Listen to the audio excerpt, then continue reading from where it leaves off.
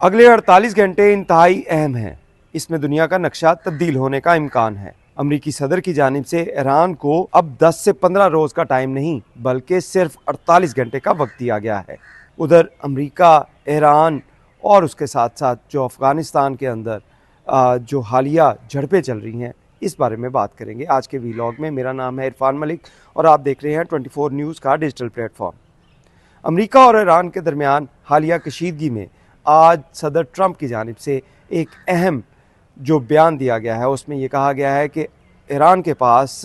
अगले 48 घंटे हैं। इसके अंदर वो अगर मुज़ाकरात अमरीका के मुतालबात नहीं मानता तो उसके बाद उसके लिए वेरी वेरी बैड डे होगा, यानी कि उसको संगीन नताइज भुगतना होंगे। दूसरी जानिब ईरान और अमरीका के दरमियान 26 तारीख को जिनेवा के अंदर एक मुज़ाकरात का तीसरा बैठक होने जा रही है। इस बैठक में जिनेवा के अंदर जो ओमान के सफ़ीर हैं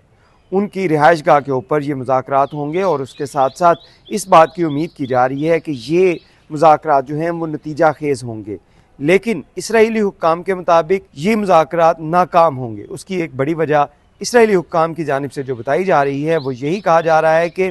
इसराइल की जानिब से ईरान को ये मुतालबा भी रखा गया कि ईरान अपनी तमाम जौहरी तनसीबात और उसके साथ साथ जौहरी प्रोग्राम जो है इसको मुकम्मल तौर पे ख़त्म कर दे, लेकिन ईरान की तरफ से इसको मुकम्मल तौर पे ख़त्म करने का अंदिया नहीं दिया गया और यही वो रेड लाइन है अमरीका की जिसको ईरान अबूर नहीं कर रहा। ईरान अगर इसको अबूर करता है तो उसके बाद मुल्क जो है वो ईरान और ईरान के साथ साथ उसके हमसाया ममालिक में एक बड़ी जंग लग सकती है, जिसमें अरब ममालिक जो हैं वो इसकी लपेट में आएंगे। इसके साथ साथ दुनिया भर का सिनेरियो चेंज हो रहा है। अमेरिका और ईरान की जंग के साथ साथ जहाँ पे इसराइल बहुत ज़्यादा एक्टिव है, वहीं पे आपने देखा होगा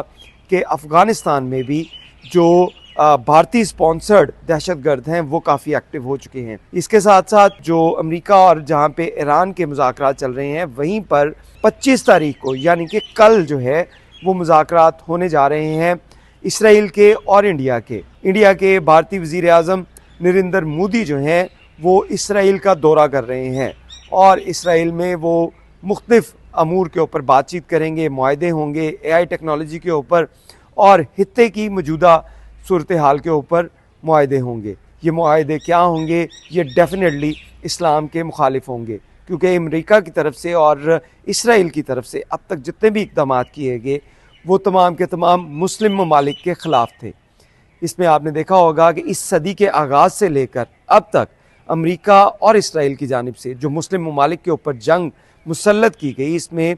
45 लाख से ज़ायद लोग मारे जा चुके हैं, जिसमें 10 लाख लोग इनडायरेक्ट मुसलमान मारे गए, जिसमें बच्चे भी थे, ख़वातीन भी थीं और बुज़ुर्ग भी थे। इसी तरह 35 लाख लोग इनडायरेक्टली यानी कि उनको भूख, अफलास, गुर्बत उन लोगों ने मार दिया। तो ये वो ममालिक हैं जो अपने आप में एक लोगों की फलाह बहबूद के लिए काम करने का, जो इंसानी हकूक़ के अलमबरदार बनते हैं, उनके अलमबरदार बनने के साथ साथ इनका मकरू चेहरा ये है कि इनकी जानिब से अब तक इस सदी के दौरान सन 2000 से लेकर सन 2025 तक अब तक 45 लाख लोग जो मुसलमान थे उनको लुकमाजल बनाया गया। और इसी के साथ साथ जो अफ़गानिस्तान में जो पाकिस्तान की जानिब से एयर स्ट्राइक की गई, पाकिस्तान ने जो मुँह तोड़ जवाब दिया उन भारतीय स्पॉन्सर्ड दहशतगर्दों को जो भारत से पैसे लेते हैं और उसके बाद पाकिस्तान के अंदर कार्रवाइयाँ करते हैं, उनके ख़िलाफ़ भरपूर कार्रवाइयाँ होंगी। तो ये कार्रवाइयाँ अब मज़ीद आगे बढ़ेंगी, क्योंकि इसराइल की जानिब से एक और साजिश की जा रही है और अमेरिका की जानिब से एक साजिश की जा रही है कि इसराइल के अंदर जहाँ पे इसको प्रेशराइज़ किया जाए, इसको तबाह और इसके तेल के ऊपर कब्ज़ा किया जाए, वहीं पर रजीम चेंज भी की जाए। और अगर रजीम चेंज की जाती है तो इसराइल और अमेरिका जो है उनकी डोमिनेशन पाकिस्तान के साथ ईरान में ज़्यादा हो जाएगी। और उसी को देखते हुए इस वक्त इसराइली वज़ीर आज़म की जानिब से, नेतन्याहू की जानिब से भारतीय वज़ीर आज़म नरेंद्र मोदी को इसराइल में बुलवाया गया है। अब 25 तारीख को भारत के वज़ीर आज़म और नेतन्याहू के दरमियान मुलाकात हो रही है। दूसरी जानिब 26 तारीख को ईरान और अमेरिका के दरमियान मुज़ाकरात हो रहे हैं, जिसके बारे में इसराइल हुक्काम जो ऑलरेडी कह रहे हैं कि ये मुज़ाकरात कामयाब नहीं हो सकते, क्योंकि ईरान की तरफ से ये तमाम शराइत कबूल नहीं होंगी और उसके बाद जितनी हैवी फील्ड, जो जितनी बैटल फील्ड सजा दी गई है, जो इराक़ में भी नहीं थी, उससे ज़्यादा वेपन और असला जो है वो ईरान के समंदरों और ईरान के पानियों में या ईरान की सरहदों के करीब पहुंचा दिया गया है, ताकि ईरान के तमाम मिसाइल, तमाम ऐसी जो उनकी जौहरी फील्ड है, उनको तबाह किया जाए। दूसरी जानिब ईरान की जानिब से भी सख्त तरीन इक़दाम किए जा रहे हैं, जिसमें बैलिस्टिक मिसाइल जो हैं वो इसराइल के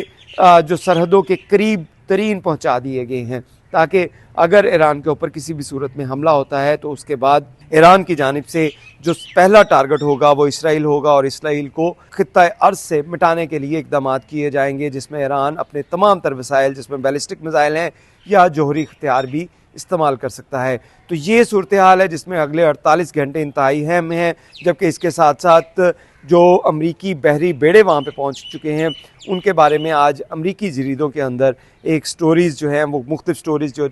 पब्लिश हुई हैं, जिसमें बताया गया कि अमरीकी फ़ौजी जो हैं वो